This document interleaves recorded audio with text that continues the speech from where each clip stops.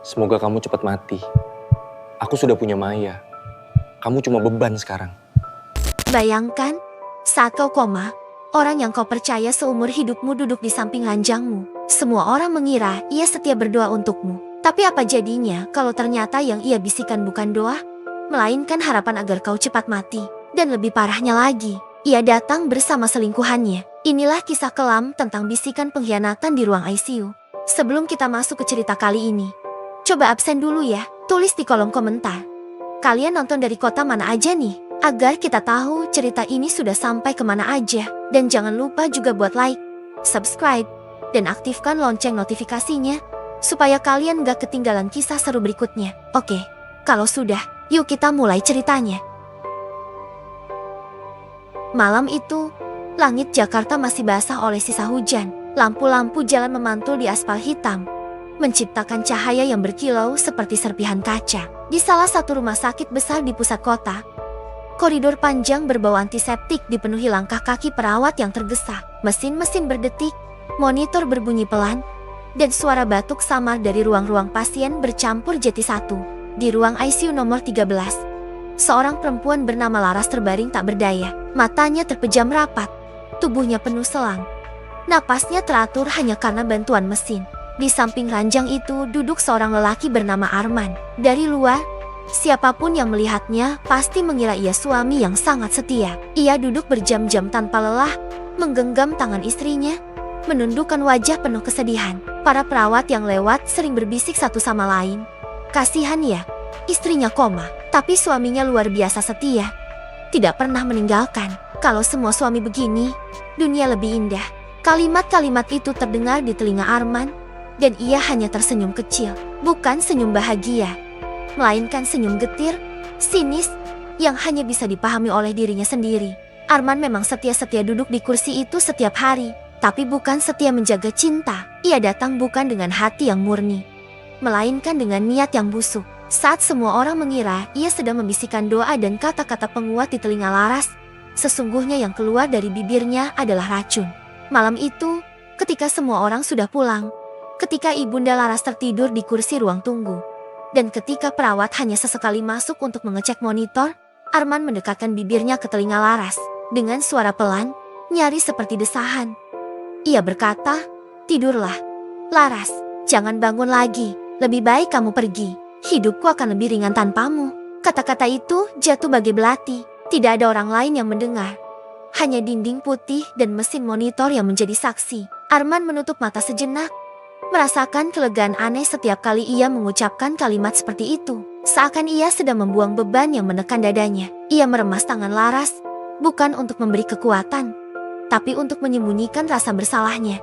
Sebenarnya, Arman sudah lama tidak lagi mencintai Laras. Pernikahan mereka yang berlangsung hampir 10 tahun berubah menjadi beban. Laras adalah guru seni di sebuah sekolah dasar sederhana, penuh kasih, dan selalu berusaha membuat hidup mereka tenang. Namun bagi Arman, kesederhanaan itu berubah jadi keterpurukan. Ia merasa hidupnya monoton, tak pernah maju, sementara teman-temannya berhasil memiliki rumah lebih besar, mobil lebih mewah, dan istri yang lebih muda. Di saat hatinya rapuh, muncullah Maya, perempuan muda, rekan kerjanya di perusahaan transportasi. Maya cerdas, ambisius, dan tahu bagaimana membuat Arman merasa muda kembali. Senyumnya menggoda, suaranya lembut tapi menusuk, dan tatapannya penuh janji. Maya memberi Arman dunia baru. Dunia di mana ia merasa dihargai, dianggap penting, bahkan diinginkan. Dunia yang berbeda dari rumah kecil bersama Laras, yang menurutnya hanya berisi keluhan, cicilan, dan rutinitas yang menyesakan. Arman jatuh dalam pelukan Maya, dan jatuh dalam pengkhianatan. Mereka menjalin hubungan gelap yang disembunyikan dari semua orang.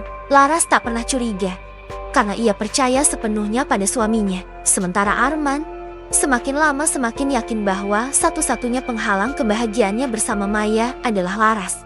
Dan kini, takdir seakan membuka jalan. Laras koma, tubuhnya rapuh, hidupnya hanya digantungkan pada mesin. Dalam hati Arman, muncul doa terlarang. Semoga Laras tidak pernah bangun. Hari-hari di rumah sakit berjalan lambat. Arman tetap memainkan perannya dengan baik. Ia pura-pura menjadi suami setia yang selalu hadir. Ia menjawab pertanyaan dokter dengan wajah serius. Ia menghibur mertua dengan kata-kata lembut. Ia menerima kunjungan teman-teman Laras dengan ekspresi penuh duka. Semua orang percaya, tak ada satupun yang tahu bahwa di balik tatapan sedih itu, ada kebahagiaan yang tumbuh setiap kali ia membayangkan hidup tanpa Laras. Pada hari ketujuh, Arman melakukan sesuatu yang lebih nekat. Ia membawa Maya ke rumah sakit. Dengan alasan teman kantor yang ingin menjenguk, ia memperkenalkannya pada perawat. Maya mengenakan pakaian sederhana. Wajahnya dibuat seolah-olah penuh empati. Perawat percaya begitu saja. Namun saat mereka berdua berada di samping ranjang Laras, Maya tidak bisa menahan senyum sinisnya. Ia menatap wajah pucat Laras lama sekali, lalu menoleh pada Arman. Kalau dia nggak ada, bisik Maya lirih. Kita bebas, kan? Kita bisa hidup tanpa sembunyi-sembunyi lagi. Arman hanya mengangguk. Matanya menatap tubuh istrinya yang tak bergerak, lalu kembali menatap Maya. Mereka saling bertukar pandang penuh rahasia. Mereka yakin Laras tidak mendengar apa-apa. Namun mereka salah. Dalam dunia bawah sadar, Laras seperti terjebak di lorong panjang penuh kabut. Ia tidak bisa membuka mata, tidak bisa bergerak. Tapi ia bisa mendengar. Suara-suara samar masuk ke telinganya. Suara dokter, suara ibunya yang menangis, suara langkah kaki di koridor. Tapi suara yang paling jelas adalah suara Arman. Suara suaminya sendiri, yang dulu selalu ia percayai, kini terdengar begitu dingin. Semoga kamu cepat mati. Aku sudah punya Maya. Kamu cuma beban sekarang. Kata-kata itu menusuk lebih dalam daripada kecelakaan yang meremukkan mobilnya. Laras menangis dalam diam. Air matanya tidak keluar. Tapi hatinya remuk. Ia ingin berteriak, ingin bangun, ingin menampar Arman. Tapi tubuhnya tidak mau patuh. Yang bisa ia lakukan hanyalah mendengar. Mendengar setiap pengkhianatan yang dibisikkan di telinganya sendiri. Hari demi hari, racun itu mengalir ke dalam jiwanya. Anehnya, bukannya membuatnya menyerah, kata-kata itu justru menyalakan api. Ia tidak boleh mati. Ia tidak boleh pergi begitu saja. Membiarkan Arman dan Maya hidup di atas pengkhianatan. Ia harus bangun. Ia harus kembali. Bukan untuk Arman, tapi untuk dirinya sendiri. Untuk membongkar kebenaran.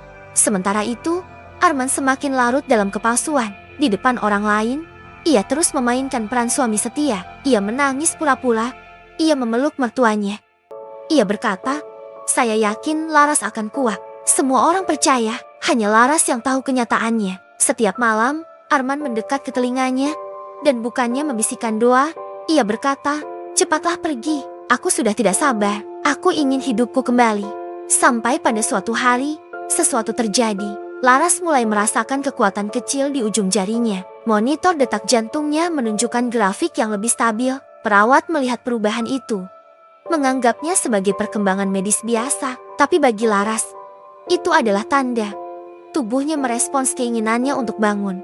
Beberapa hari kemudian, saat Arman dan Maya sedang tertawa pelan di pojok ruangan, mata Laras perlahan terbuka. Cahaya lampu menusuk matanya. Pandangannya kabur, tapi cukup jelas untuk melihat sosok suaminya duduk di samping seorang perempuan asing. Maya, mereka terlalu terkejut melihat Laras membuka mata. Arman membeku. Wajahnya pucat. Keringat dingin mengalir. Maya mundur setapak.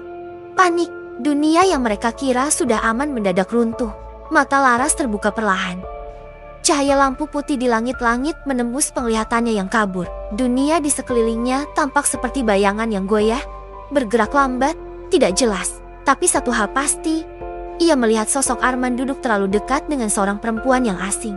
Suara tawa pelan mereka masih bergema, seperti jarum yang menusuk telinganya. Laras ingin bicara, tapi tenggorokannya kering. Suaranya tertahan di dalam dada, hanya suara lirih yang keluar.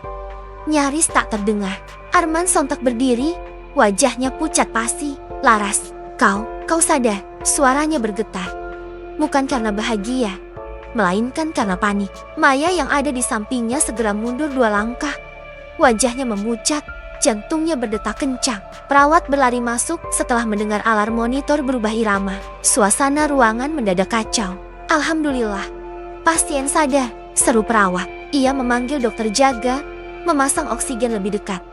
Memeriksa pipa mata Laras dengan senter kecil.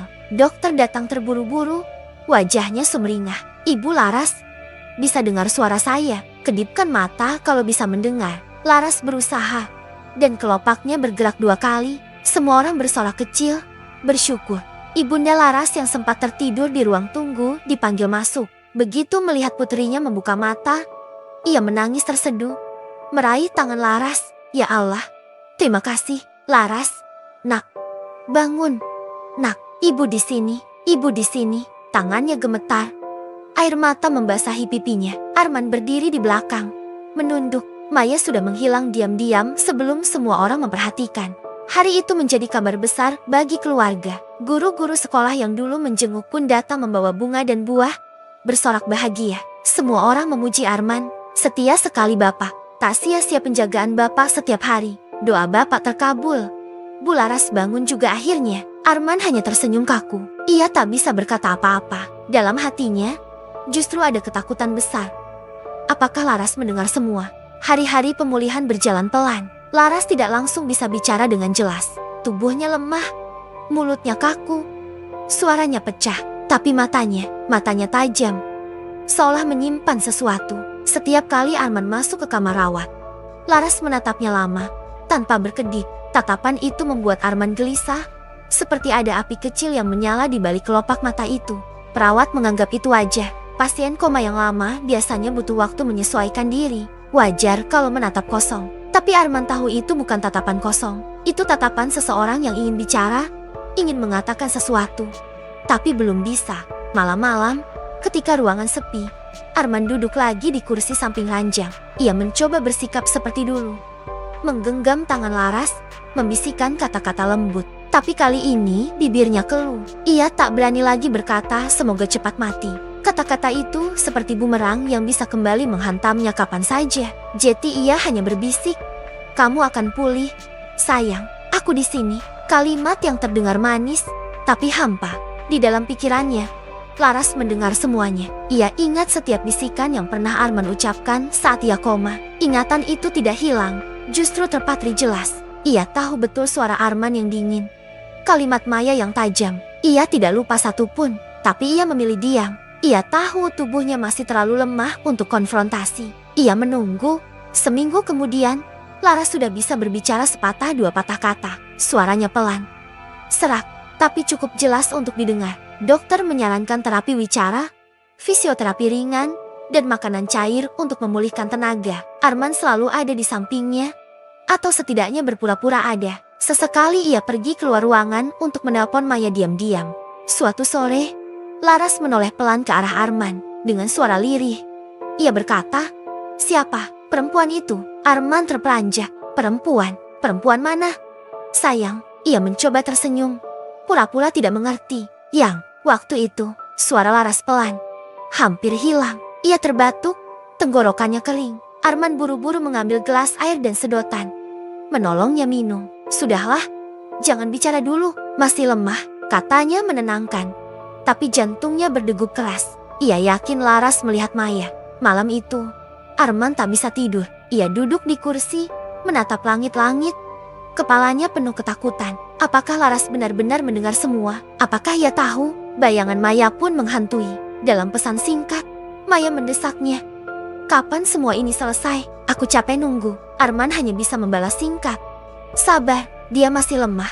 Di dalam hatinya, Laras mulai merencanakan. Ia tidak ingin gegabah.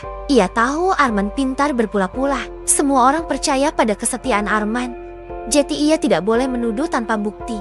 Ia hanya menunggu waktu, mengamati setiap gerak-gerik suaminya. Beberapa kali, ketika Arman keluar ruangan untuk menerima telepon, Laras memperhatikan bayangan wajahnya dari kaca jendela. Wajah itu berbeda tegang, panik, dan jauh dari sosok suami penuh cinta. Kadang ia mendengar potongan percakapan singkat, "Ya, aku kabari besok," atau "Jangan kesini dulu." Nama Maya tidak pernah disebut. Tapi Laras tahu, dalam terapi, ketika tangannya mulai bisa digerakkan, ia meminta adiknya untuk membawakan sebuah buku catatan kecil untuk latihan menulis. Katanya, semua orang mengira itu bagian dari terapi. Tapi diam-diam, Laras menulis setiap ingatan yang ia dengar saat koma. Kata demi kata yang Arman bisikan. Suara Maya, rencana mereka. Tulisan itu bergetar, tidak rapi, tapi cukup jelas. Ia ingin menyimpan bukti, bahkan jika nanti suaranya tidak dipercaya. Arman semakin gelisah. Ia merasakan jarak yang aneh antara dirinya dan Laras. Tatapan istrinya tidak lagi lembut seperti dulu, tapi penuh tanya. Ia mencoba mengulang kebiasaan lama, membawakan bunga, menyiapkan buah, membacakan kabar dari luar. Tapi Laras hanya mendengarkan diam-diam, tanpa ekspresi. Suatu malam, ketika mereka berdua saja, Laras tiba-tiba berkata dengan suara serak. "Aku dengar, kamu." Arman terkejut. "Dengar apa?" Suaranya pelan. "Hati-hati, semua." Mata Laras menatap lurus ke matanya. "Semua yang kamu bisikan." Arman membeku. Dunia seolah berhenti. Bibirnya kering. Tangannya gemetar. "Laras, aku." Kalimat itu terputus ketika pintu ruangan terbuka. Perawat masuk membawa obat. Mengganggu momen itu, Arman menarik napas panjang, bersyukur sesaat karena percakapan terpotong. Tapi kata-kata Laras tadi terus terngiang. Dia mendengar semua yang kubisikan. Malam itu Arman panik. Ia menelpon Maya dengan suara bergetar. Dia tahu, aku rasa dia dengar. Maya di seberang telepon terdiam lama, lalu berkata, "Kalau begitu, kita harus lebih hati-hati, atau kita balik keadaan." Buat dia terlihat seperti orang linglung yang berhalusinasi. Rencana jahat pun mulai terbentuk. Laras semakin sadar bahwa Arman berusaha menutup-nutupi. Setiap kali ia menyinggung soal perempuan itu, Arman mengelak. Ia berkata itu hanya teman kantor. Atau kamu salah lihat. Mungkin perawat. Tapi Laras tahu kebenarannya. Ingatan bisikan itu terlalu jelas untuk disebut halusinasi. Hari-hari berjalan, tubuh Laras semakin kuat. Ia bisa duduk, bisa bicara lebih lancar, meski masih terbata. Dalam diam, ia menyiapkan kekuatannya. Ia menunggu momen yang tepat untuk membuka semuanya. Ia tahu, pengkhianatan tidak boleh hanya menjadi rahasia di telinganya. Dunia harus tahu siapa Arman sebenarnya. Hari-hari setelah Laras sadar menjadi masa ujian. Tubuhnya makin kuat, suaranya perlahan pulih, dan tatapannya semakin tajam. Semua orang bahagia melihat perkembangan itu. Dokter memuji keajaiban, keluarga bersyukur, perawat pun salut, dan lagi-lagi, semua orang berterima kasih kepada Arman, suami paling setia. Begitu kata mereka. Arman hanya mengangguk, senyumnya kaku. Hanya Laras yang tahu, senyum itu penuh kepalsuan. Setiap malam, Laras berpura-pura tertidur lebih awal. Saat itu, ia bisa mendengar Arman keluar kamar untuk menelpon seseorang. Dari suaranya, ia tahu pasti itu Maya. Kadang terdengar lirih. "Sabar, tunggu sedikit lagi." Dia masih lemah. Laras memejamkan mata erat-erat. Hatinya perih. Tapi ia menahan diri. Ia tidak ingin gegabah. Ia butuh bukti. Suatu hari, adiknya, Raka, datang menjenguk. Laras berbisik padanya saat mereka berdua saja. "Aku perlu ponsel," katanya lemah. Raka terkejut. "Kak, dokter melarang terlalu banyak aktivitas." Tapi Laras menatapnya dengan sungguh-sungguh. "Tolong, Kak, ini penting." Akhirnya Raka menyerahkan ponselnya diam-diam. Laras menyimpannya di bantal, tersembunyi dari pandangan Arman. Malam itu, saat Arman keluar menerima telepon, Laras menyalakan perekam suara. Ia biarkan ponsel merekam. Dari balik pintu, terdengar jelas suara Arman berbicara. "Iya, Maya, tenang saja." Dia mulai sadar, tapi masih lemah. Kalau dia tahu, kita bisa bilang dia halusinasi. Orang kok makan suka dengar yang enggak-enggak. Tunggu sebentar lagi, kalau dia lemah lagi, selesai sudah. Kalimat itu direkam utuh. Laras menutup mata. Air matanya jatuh, bukan karena sakit tubuh, tapi karena pengkhianatan yang nyata. Hari-hari berikutnya, ia kumpulkan keberanian. Ia menulis catatan-catatan di buku kecilnya. Tanggal, jam, isi bisikan Arman, juga nama Maya. Semua ia rangkai rapi. Ia tidak ingin hanya bicara. Ia ingin menunjukkan bukti. Akhirnya, momen itu tiba. Suatu sore, ibunya, Raka, dan beberapa guru Laras datang menjenguk. Ruangan penuh dengan orang-orang yang menyayanginya. Arman ada di sana, duduk di samping ranjang, memainkan perannya seperti biasa. Ia menggenggam tangan Laras dan tersenyum di depan semua orang. Tapi kali ini, Laras tidak diam. Dengan suara pelan tapi jelas, ia berkata, "Arman." Semua menoleh. Arman tersenyum kaku. "Iya, sayang, aku dengar semua bisikanmu." Ruangan mendadak hening. Semua orang menatap bingung. Arman terperanjat, mencoba menutupinya dengan tawa gugup. "Ah, kamu mungkin salah dengar, Laras. Orang koma suka merasa dengar hal-hal aneh. Itu normal." Laras menatapnya tajam. "Tidak, aku dengar jelas. Kata-katamu, doamu agar aku cepat mati." Suara perempuan itu, "Maya, aku dengar semuanya." Ibunya menjatuhkan kotak buah yang dibawanya. Raka melotot. Wajahnya merah padam. Guru-guru saling pandang. Terkejut, Arman panik. "Sayang, kamu salah paham. Laras mengangkat tangan lemah, memberi isyarat diam. Lalu ia meminta Raka mengambilkan ponsel di bantal. Raka menurut, menyerahkan ponsel itu. Dengan gemetar, Laras membuka rekaman dan memutar. Suara Arman terdengar jelas. Kalau dia tahu, kita bisa bilang dia halusinasi. Kalau dia lemah lagi, selesai sudah. Ruangan hening. Hanya suara rekaman itu yang bergema. Mata semua orang tertuju pada Arman. Wajahnya pucat pasi, tangannya gemetar. Itu bukan aku. Itu, berhenti bohong. Suara Laras tiba-tiba lantang. Meski serak, selama aku koma, aku dengar semua bisikanmu. Kau pikir aku tidak sadar? Padahal suara itu menahan aku untuk hidup. Bukan karena cintamu, tapi karena pengkhianatanmu. Aku hidup, supaya dunia tahu siapa kamu sebenarnya. Air mata Laras jatuh. Tapi tatapannya tidak gentar. Kau tidak hanya mengkhianati aku sebagai istri. Kau mengkhianati janji, kepercayaan, dan semua orang yang percaya kau suami setia. Semua kepalsuanmu berakhir di sini. Arman, ibunda Laras jatuh terduduk. Menangis keras. Raka maju, hampir meninju Arman. Tapi ditahan guru-guru. Kau jahat. Man, kau biarkan kakakku hampir mati. Sementara kau bawa perempuan lain ke rumah sakit ini. Arman tidak bisa berkata apa-apa. Bibirnya gemetar. Wajahnya pucat. Keringat mengucur. Semua orang menatapnya dengan pandangan jijik. Semua topengnya runtuh. Beberapa hari kemudian, kabar itu menyebar. Video rekaman suara Arman bocor ke keluarga besar dan tetangga. Nama baiknya hancur. Maya pun menghilang. Tak lagi muncul setelah skandal terbongkar. Arman ditinggalkan sendirian. Kehilangan segalanya. Istri, mertua, teman, bahkan harga diri. Laras perlahan pulih. Meski hatinya hancur, ia menemukan kekuatan baru. Ia kembali mengajar. Kembali ke murid-muridnya. Tapi kali ini, ia lebih kuat, lebih tegar. Ia tahu satu hal. Kadang pengkhianatan justru memberi alasan untuk bertahan hidup. Bisikan yang dimaksudkan untuk membunuh, justru menjadi alasan untuk bangkit.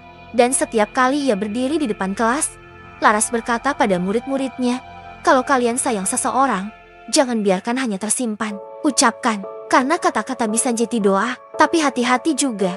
Karena kata-kata bisa jadi racun. Aku masih hidup hari ini karena aku memilih melawan racun itu. Dan itulah kisah kita kali ini. Kalau kalian suka dengan cerita ini, jangan lupa untuk tekan tombol like, subscribe, dan aktifkan lonceng notifikasinya, supaya kalian gak ketinggalan kisah seru lainnya. Sampai jumpa di cerita berikutnya.